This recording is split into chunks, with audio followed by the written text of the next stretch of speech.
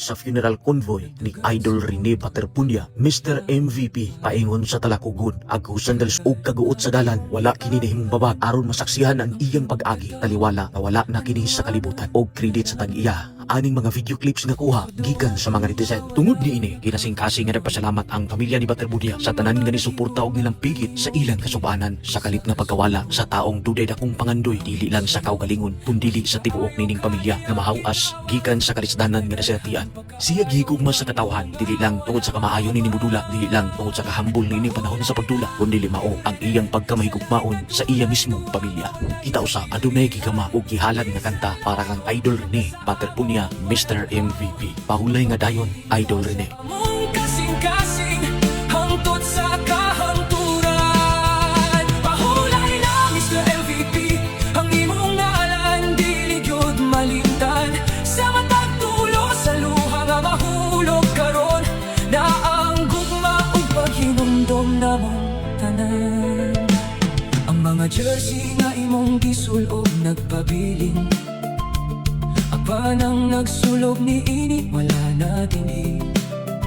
Ang imong pamilya nagsubo sa imong pagkawala, nangandoy nga unta damgura kining tanan. Ang imong mga kauban nagtanaw sa langit, nangutana nganong sayo ka gikuha.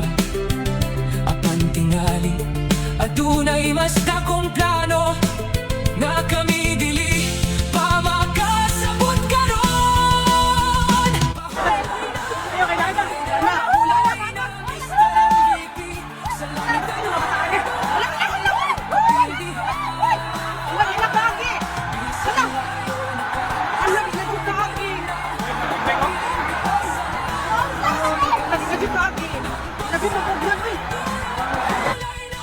Idol Bobet,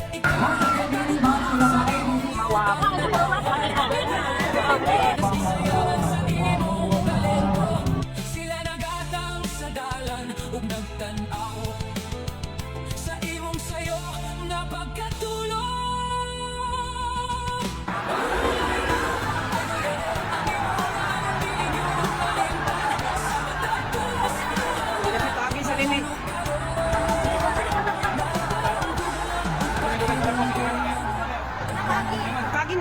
Pagi na hitidugay lang.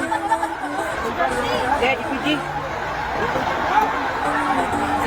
Ang imong tingog sa hangin, murag nagaingon, ayaw ka mo kabalaka.